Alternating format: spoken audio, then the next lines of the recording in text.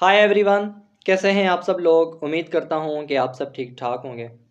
आज की इस वीडियो में हम जावा स्क्रिप्ट का एक नया कोर्स, एक नई सीरीज़ स्टार्ट करने जा रहे हैं, जिसके अंदर हम जावा स्क्रिप्ट को स्क्रैच से लेके एडवांस तक हर एक ऑप्शन, हर एक फीचर, हर एक टॉपिक को समझेंगे। जावा स्क्रिप्ट क्या होती है, किस तरह से यूज़ करते हैं और कहाँ कहाँ पे यूज़ होती है और किस किस टाइप के प्रोजेक्ट्स इसके अंदर बनाए जा सकते हैं और किस तरह से ये आपको वेब डेवलपमेंट के लिए हेल्प आउट करेगी, किस तरह से आपको ये फ्रंट एंड के लिए, बैक एंड के लिए हेल्प आउट करेगी। वो सारी चीज़ें इस कोर्स के अंदर हम देखेंगे और हम स्क्रैच से नए नए प्रोजेक्ट्स बना रहे होंगे। मेरी जो वीडियोस होती हैं वो मोस्टली टारगेट करती हैं बिल्कुल ही बिगिनर ऑडियंस को, बिगिनर बच्चों को, बिगिनर स्टूडेंट्स को। ऐसे स्टूडेंट्स जिन्होंने फर्स्ट टाइम प्रोग्रामिंग की दुनिया में स्टेप रखा होता है, अपना कदम रखा होता है और वो फर्स्ट टाइम कोडिंग को सीख रहे होते हैं। तो फिर चाहे वो मेरी जावा स्क्रिप्ट की सीरीज़ हो, फिर चाहे वो मेरी C++ की हो या किसी भी प्रोग्रामिंग लैंग्वेज की हो, मेरे जो कॉन्सेप्ट हैं मैं उसको इस तरह से डिज़ाइन करके सिखाता हूँ कि बच्चे जो शुरू में पढ़ रहे हैं, जो फर्स्ट टाइम पढ़ रहे हैं, उन्हें दिक्कत ना हो और वो अच्छे तरीके से उन कॉन्सेप्ट को समझें, दोबारा कभी उन्हें पढ़ने की ज़रूरत ना पड़े। तो अगर आप भी ऐसे बच्चे हैं तो जुड़े रहिए मेरी एक एक वीडियो के साथ और प्रैक्टिस करते जाएं मेरे मेरे साथ जो जो मैं चीज़ें आपको पढ़ाऊँ। गारंटी के साथ मैं आपसे ये कह सकता हूँ कि आपको अच्छे तरीके से जावा स्क्रिप्ट के सारे कॉन्सेप्ट आ जाएंगे। आज की इस फर्स्ट वीडियो में जावा स्क्रिप्ट के कुछ थ्योरेटिकल एस्पेक्ट हैं, थ्योरेटिकल कॉन्सेप्ट हैं जिनको आज हम देखेंगे और क्या क्या चीज़ें आपको रिक्वायर्ड हैं और कौन कौन सी चीज़ों का आपको पता होना चाहिए, वो सारी चीज़ें आज की इस वीडियो में हम कवर करेंगे। सबसे जो पहला हमारा चैप्टर है उसको हमने डिवाइड किया है या उसका हमने जो नाम रखा है वो है इंट्रोडक्शन टू जावा स्क्रिप्ट, जिसके अंदर हम ये देखेंगे जावा स्क्रिप्ट का पर्पस क्या है, जावा स्क्रिप्ट का एनवायरनमेंट क्या होना चाहिए और कौन कौन सा सेटअप चाहिए इसके अंदर काम करने के लिए। कौन कौन से टॉपिक पढ़ेंगे हम, जावा स्क्रिप्ट क्या है और उसके बाद वाई जावा स्क्रिप्ट एग्जिस्ट, इसको भी हम देखेंगे। HTML, CSS, जावा स्क्रिप्ट, इन तीनों का आपस में क्या रिलेशन है और कैसे एक दूसरे से ये डिफरेंट है। ब्राउज़र के अंदर जावा स्क्रिप्ट कैसे चलती है और जावा स्क्रिप्ट का जो कोड है वो हम किस तरह से लिखते हैं और फर्स्ट जावा स्क्रिप्ट प्रोग्राम हम कैसे लिखेंगे, ये सारी चीज़ें इस वीडियो के अंदर हम देखेंगे। अब सबसे पहली बात आती है कि जावा स्क्रिप्ट क्या है। देखें, मैं थोड़ा डिटेल में इसको डिस्क्राइब करता हूँ। आप जब वेब डेवलपमेंट स्टार्ट करते हैं तो वेब डेवलपमेंट के अंदर दो चीज़ें आपको देखने में मिलती हैं। एक है फ्रंट एंड और दूसरा है बैक एंड। वेबसाइट जो बेसिकली होती है उसके दो फेस होते हैं। एक वो फेस जिसमें वेबसाइट आपको ज़ाहिरी तौर पे नज़र आ रही होती है, वेबसाइट का स्ट्रक्चर, वेबसाइट का कंटेंट, वेबसाइट के अंदर टेक्स्ट, वेबसाइट के अंदर इमेजेस, वेबसाइट के अंदर वीडियोस, ठीक है। और उसके बाद उस वेबसाइट का होता है back end, behind the scene, कि वो जो फ्रंट एंड के अंदर आपके सामने चीज़ें नज़र आ रही हैं वो बिहाइंड द सीन कैसे काम करती हैं। तो फ्रंट एंड की जो चीज़ें होती हैं वो अलग लैंग्वेजेस से बनाई जाती हैं और जो बैक एंड की चीज़ें होती हैं वो अलग लैंग्वेजेस से बनाई जाती हैं। तो फ्रंट एंड का काम अलग है, बैक एंड का काम अलग है। ये बिल्कुल ऐसा ही है जिस तरह से आपके पास एक कार होती है, कार की जो बॉडी आपको नज़र आ रही होती है वो आपका फ्रंट एंड है, लेकिन कार के अंदर जो इंजन होता है वो आपका बैक एंड है, बिहाइंड द सीन आपके लिए काम कर रहा होता है। तो जो फ्रंट एंड है उस फ्रंट एंड के अंदर मेनली हमारे पास HTML है, CSS है और दूसरी हमारे पास है जावास्क्रिप्ट। तीन हमारी कोर लैंग्वेजेस हैं। अब तो फ्रंट एंड रिएक्ट से भी बनता है, व्यू से भी बनता है, लेकिन उसके अंदर भी टेक्नोलॉजीज यही इंटरनली काम कर रही हैं। HTML और जावास्क्रिप्ट का कॉम्बिनेशन, फिर उसके बाद CSS के कोई फ्रेमवर्क्स, ठीक है। लेकिन HTML जो है वो हमारी वेबसाइट का सिर्फ और सिर्फ स्ट्रक्चर डिफाइन करती है कि हमारी वेबसाइट में कौन सा टेक्स्ट होगा, कहाँ पर होगा, किस जगह पे होगा, हमारी वेबसाइट के अंदर इमेजेस किस जगह पे होंगी, कहाँ पे होंगी, कौन सी होंगी। उसके बाद हमारी वेबसाइट के अंदर वीडियोस वगैरह, ये सारी चीज़ें HTML को यूज़ करके हम बनाते हैं। फिर उसी पूरे स्ट्रक्चर को अगर हमें स्टाइल करना होता है, अच्छे तरीके से डिज़ाइन करना होता है, तो हम CSS को यूज़ करते हैं।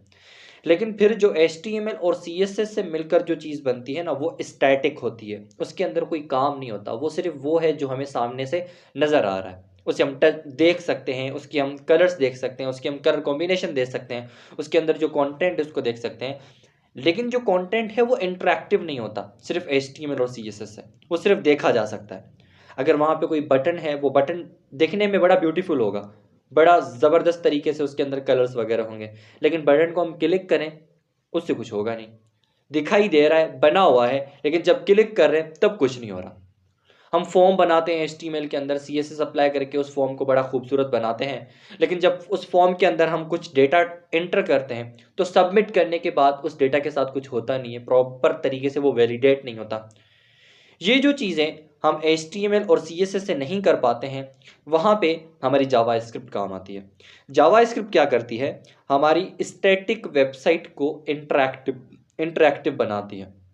हमारा जो फ्रंट एंड है, हमारा जो फ्रंट एंड का UI है, उस UI को इंटरैक्टिव बनाने के लिए हम जावास्क्रिप्ट को यूज़ करते हैं। दूसरा हम ये कह सकते हैं कि जावास्क्रिप्ट जो है ना, UI के अंदर डिसीशंस पैदा करती है कि अगर बटन पे क्लिक करे कोई तो तुम्हें क्या दिखाना है, अगर फॉर्म को कोई सबमिट करे तो क्या दिखाना है, अगर इनपुट में जो है ना कोई डेटा एंटर करे तो वो डेटा किस तरह से एंटर हो, कहाँ जाए, ठीक है ना। इस तरह की जो चीज़ें होती हैं वो सारी की सारी हम जावास्क्रिप्ट के अंदर ऐड करते हैं। और यहाँ पे हम कह सकते हैं कि JavaScript is programming language use to make web pages interactive and smart.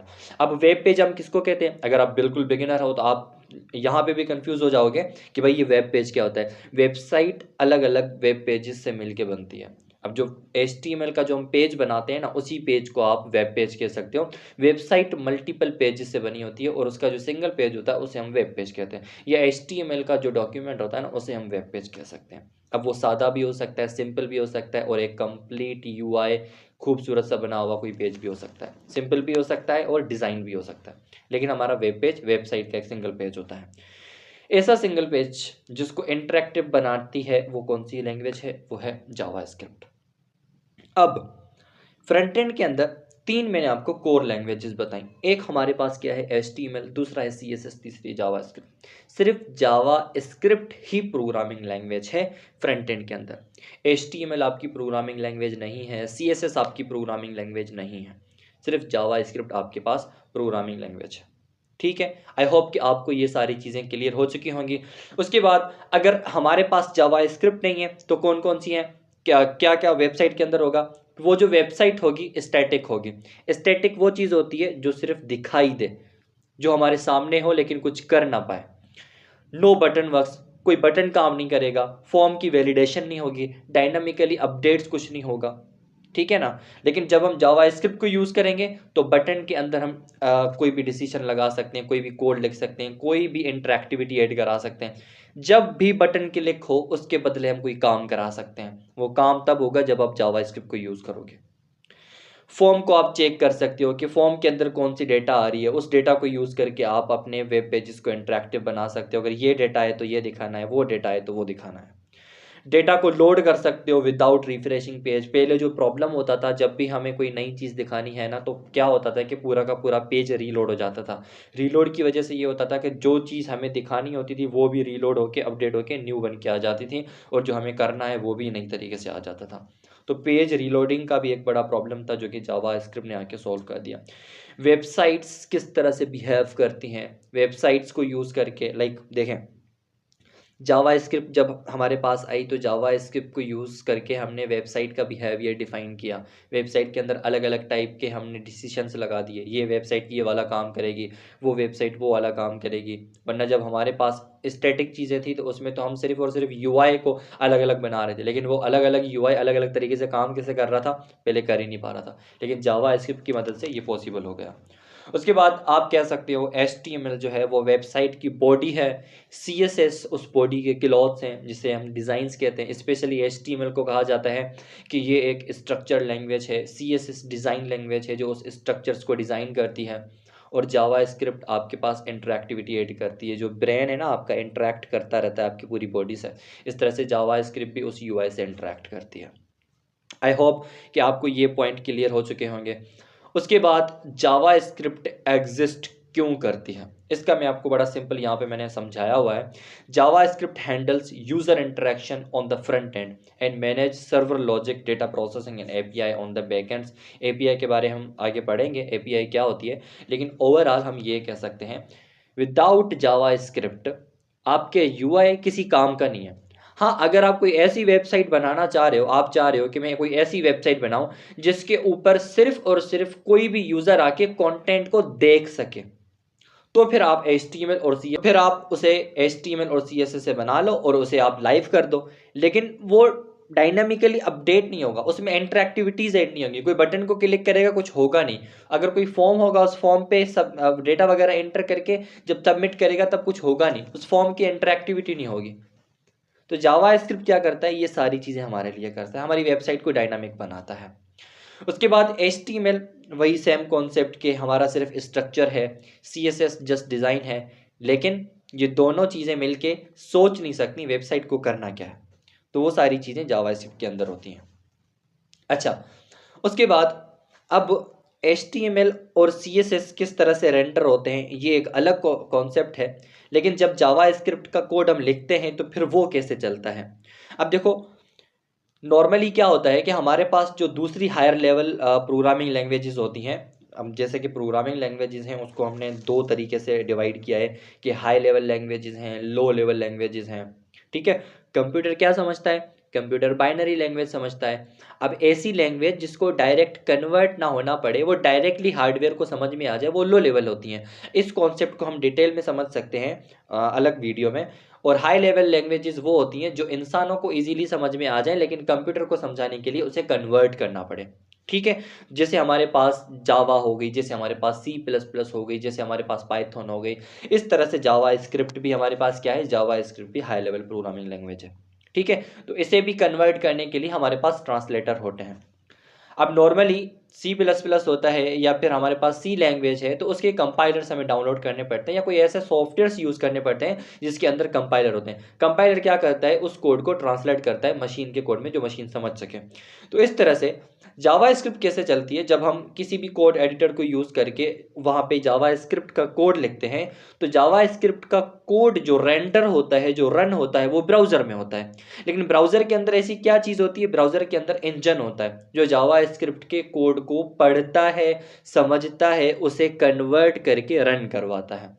इसी तरह से हमारे पास क्रोम ब्राउज़र के अंदर एक इंजन है जिसका नाम है V8, जो क्या करता है, जावा स्क्रिप्ट के कोड को पढ़ता है, समझता है, उसे कन्वर्ट करता है और उसे कंसोल के ऊपर क्या करता है, आउटपुट दिखाता है। कंसोल क्या है ये अभी हम देखने वाले हैं। ठीक है, अच्छा, उसके बाद जावा स्क्रिप्ट का कोड कैसे लिखा जाता है, ये तो हमने समझ लिया। जावा स्क्रिप्ट क्या है, किस तरह से है, कहाँ से है, ये सारी चीज़ें हमने समझ ली हैं।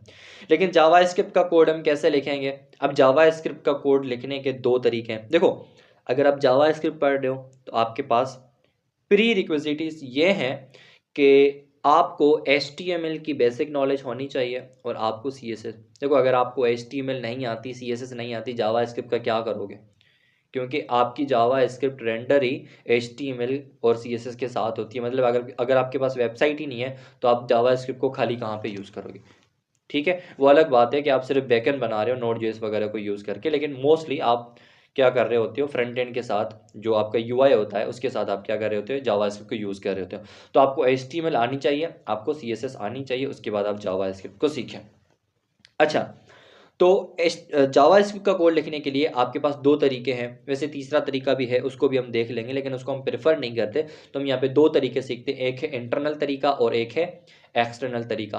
दोनों तरीके मैंने यहाँ पे लिख दिए हैं। इंटरनल तरीका ये होता है कि HTML की जो फाइल होती है उसके अंदर आप स्क्रिप्ट का टैग लिख के उसके अंदर जावा स्क्रिप्ट यूज़ करते हो।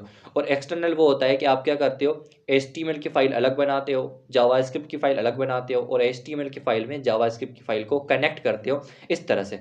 ठीक है, फिर आपका क्या होता है कि कोड आप अलग उस JS की फाइल में लिखते हो। इस तरीके को भी हम ये जो मेथड्स हैं, इन दोनों मेथड्स को हम प्रॉपर तरीके से प्रैक्टिकली देखने वाले हैं। अच्छा, उसके बाद ये तो चीज़ें होगी थ्योरेटिकल हमारे पास, लेकिन जावा स्क्रिप्ट का कोड लिखने से पहले या जावा स्क्रिप्ट का कोड लिखने के लिए आपको चाहिए कोड एडिटर। क्या चाहिए, code editor. Without code editor आप जावा स्क्रिप्ट का कोड नहीं लिख सकते।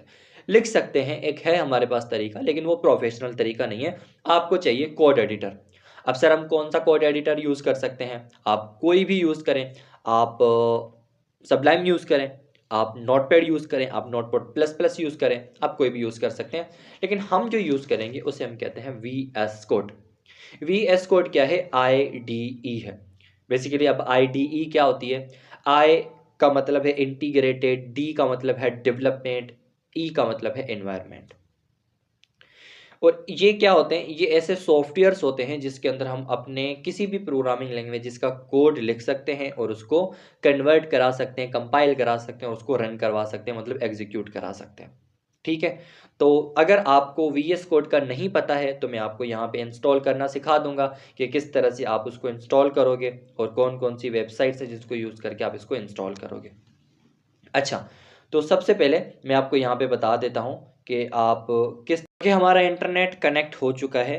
तो अब हम यहाँ पे अगेन क्या करेंगे, लिखेंगे VS कोड और VS कोड को लिखें और VS कोड को लिखने के बाद आप यहाँ पे देखें आपको विजुअल स्टूडियो कोड ये वाली वेबसाइट मिल जाएगी और ये आप हर ऑपरेटिंग सिस्टम के लिए यूज़ कर सकते हैं, डाउनलोड कर सकते हैं। अगर आप विंडोज़ यूज़ कर रहे हैं तो विंडोज़ के लिए इंस्टॉल कर सकते हैं, मैकिनटॉश जो आपका iOS होता है उसको यूज़ कर रहे हैं, अपना लिनक्स वाले वो भी यहाँ से इंस्टॉल और डाउनलोड कर सकते हैं। तो मैं यहाँ पे क्या करता हूँ, इस वेबसाइट पे पहले जाता हूँ और इस वेबसाइट पे जाने के बाद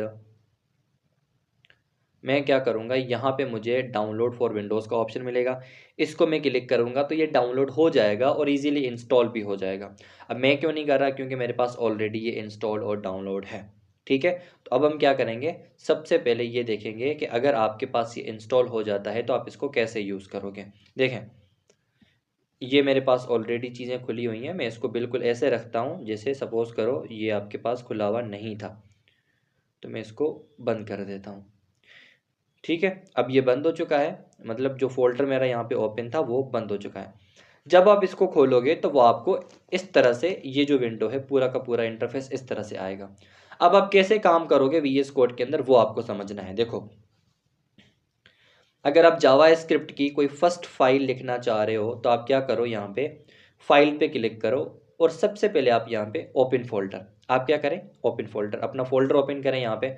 अब फोल्डर अगर आपके पास बना हुआ है ऑलरेडी तो आप क्या करें, किसी भी जगह पे जाके वहाँ पे उस फोल्डर को सेलेक्ट कर लें। ठीक है, देखो अगर आपके पास यहाँ पे कोई फोल्डर बना हुआ है लेकिन मेरे पास नहीं है तो मैं अपना एक फ़ोल्डर बना लेता हूँ और इस फोल्डर में मैं यहाँ पे लिखता हूँ जावास्क्रिप्ट कंप्लीट कोर्स। ठीक है, तो मैंने यहाँ पे एक फ़ोल्डर बना लिया और इस फोल्डर को मैंने यहाँ पे सेलेक्ट कर लिया। ठीक है, अच्छा, उसके बाद ये देखेंगे तो आपके पास इस तरह की अगर कोई विंडो आती है तो यहाँ से कट कर लेना, लेकिन आपका ये जो फोल्डर है यहाँ पे ओपन हो चुका है। अब आपको एक काम करना है, इस फोल्डर के अंदर अगर आप डायरेक्ट फाइल बनाना चाहें तो आप वो फाइल भी बना सकते हैं, लेकिन अगर आप इस फोल्डर के अंदर भी फोल्डर बनाना चाहें तो यहाँ पे आप क्या लिखें, न्यू फोल्डर पे क्लिक करें और मैं यहाँ पे लिखना चाहता हूँ क्लास 1। ठीक है, तो मैंने क्लास 1 यहाँ पे लिखा। अब मैं इस पे क्लिक करूँगा और ये जो है ना ऑप्शन न्यू फाइल, इसके अंदर मैं 2 फाइल्स बनाऊँगा। पहले मैं एक ही फाइल बनाता हूँ ताकि मैं वहाँ पे दोनों तीनों तरीके जो भी हैं हम उसको यूज़ करें जावास्क्रिप्ट को लिखने के। तो हम कैसे करेंगे, क्लास 1 के अंदर यहाँ पे न्यू फाइल पे आप क्लिक करो और यहाँ पे क्लिक करने के बाद जो आप फाइल बना रहे हो ना, पता है आपको वो फाइल कौन सी होगी, वो होगी HTML की फाइल। क्योंकि जावास्क्रिप्ट को यूज़ करने के लिए हमें HTML की फाइल चाहिए, क्योंकि ब्राउज़र के अंदर हमारी HTML पहले रेंडर होती है और उसके साथ साथ हमारी जावास्क्रिप्ट रेंडर होती है कंसोल में। तो हम यहाँ पे HTML की फाइल बनाएंगे, उसका नाम आप कुछ भी रख सकते हो, मैंने यहाँ पे इंडेक्स रखा है और .html में यहाँ पे लिखूंगा। अगर आप देखें जावास्क्रिप्ट सीख रहे हैं तो आपको इन सारी चीज़ों का पता होना चाहिए, HTML क्या है, किस तरह से कोड लिखते हैं। और अगर आपको नहीं पता तो हम इस कोर्स के दौरान ही HTML का कुछ बेसिक चीज़ें भी पढ़ लेंगे, वो भी आपको मैं बता दूंगा। अच्छा, पहले यहाँ पे मैं जल्दी जल्दी से HTML का एक बेसिक कोड आता है उसको मैं यहाँ पे टाइप कर देता हूँ। जब आपके पास HTML का ये जो बेसिक कोड आ जाए तो इस कोड के अंदर आपको एक टैग नज़र आएगा बॉडी, और ये बॉडी का क्लोजिंग टैग। ये जो क्लोजिंग टैग है, इस क्लोजिंग टैग के बिल्कुल ऊपर ऐसे आपने यहाँ पे एक टैग और यूज़ करना है स्क्रिप्ट के नाम से। किस नाम से, स्क्रिप्ट के नाम से। अब ये जो टैग है ये यूज़ होगा जावास्क्रिप्ट लिखने के लिए, इसके अंदर आप लिखोगे जावास्क्रिप्ट और ये जो तरीका है इसे आप कहते हो इंटरनल मेथड। में यहाँ पे एक चीज़ लिखता हूँ, अगर आपको नहीं पता तो आप इसको थोड़ा स्किप कर लेना और बस जो मैं लिख रहा हूँ उसको देखें, बाकी ये है क्या इसको मैं आपको आगे टॉपिक्स में बता दूंगा। इंटरनल मेथड्स, वैसे इसे कमेंट कहते हैं। कमेंट वो चीज़ होती है जो ब्राउज़र पे नहीं चलती, बस आपको यहाँ पे कोड एडिटर में नज़र आती है। अच्छा, तो इसके अंदर मैं यहाँ पे कुछ लिखता हूँ, इसका मतलब क्या है ये भी हम समझेंगे। अभी मैंने यहाँ पे console.log लिखा है और यहाँ पे मैंने हेलो वर्ल्ड जो हमारा स्टैंडर्ड कोड होता है प्रोग्रामर के लिए, ये मैंने लिखा है। अब ये चीज़ हमें ब्राउज़र पे रेंडर करवानी है, ब्राउज़र पे चलानी है। तो ये ब्राउज़र पे कैसे चलेगी? सबसे पहले तो आप index.html को पहले रन करो। अब आप कैसे रन करोगे? 2-3 तरीके हैं इसको रन करने के लिए। या तो आप क्या करो, उस ड्राइव के अंदर जाओ जिस ड्राइव में आपने ये फ़ोल्डर बनाया है और वहाँ पे आपको ये फ़ाइल मिलेगी, वहाँ पे डबल क्लिक करके आप इसको ओपन करो। या तो आपके पास यहाँ पे एक एक्सटेंशन होती है जिसको आप कहते हो लाइव स्टूडियो। देखो यहाँ पे ये जो ऑप्शंस आ रहे हैं इसमें से आपको एक ऑप्शन नज़र आएगा एक्सटेंशन का, और उसके बाद यहाँ पे आप लिखोगे लाइव सर्वर। ठीक है, सॉरी लाइव स्टूडियो नहीं, लाइव सर्वर के नाम से।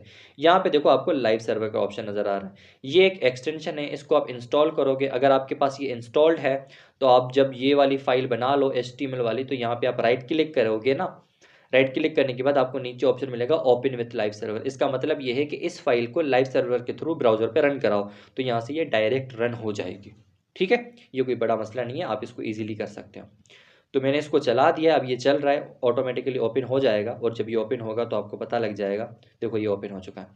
अब देखो जो मैंने फाइल लिखी था वो यहाँ पे ओपन हो चुकी है, लेकिन जावा स्क्रिप्ट का कोड यहाँ पे हमें नहीं नज़र आएगा। वो कैसे नज़र आएगा? आप यहाँ पे राइट क्लिक करें, और राइट क्लिक करने के बाद यहाँ पे आपको इंस्पेक्ट नज़र आ रहा है। ठीक है, इंस्पेक्ट, इस पे आप क्लिक करें। इस पे क्लिक करने के बाद जैसे ही क्लिक करोगे आपको इस तरह का इंटरफेस नज़र आएगा। अब आपको देखना है कि आपका जावा स्क्रिप्ट का कोड कहाँ पे आ रहा है, वो आपको मिलेगा कंसोल के अंदर। अब कंसोल क्या है, ये सारी चीज़ें क्या हैं, इसको हम अगली वीडियो में बड़ा डिटेल में देखेंगे, यहाँ पे आपको कौन कौन सी चीज़ें नज़र आती हैं। लेकिन फिलहाल के लिए इस एलिमेंट के साइड में आपको कंसोल नज़र आ रहा है, और इस कंसोल के अंदर आपका जो पहला जो कोड था हेलो वर्ल्ड वो नज़र आ रहा है। अगर ये चीज़ें आपको इरिटेटिंग लग रही हैं तो इसको हटाने के लिए आप यहाँ पे रिफ्रेश करें और इसको दोबारा देखेंगे तो आपको वो सिर्फ एक ही कोड नज़र आएगा जो आपने लिखा था। इस तरह से आपका जो जावा स्क्रिप्ट का कोड है वो यहाँ पे आपको नज़र आता है। अभी के लिए आप इस वीडियो को इतना ही रखें, अगली वीडियो में मैं आपको प्रॉपर तरीके से इस पूरे ब्राउज़र के एनवायरनमेंट के बारे में और VS कोड के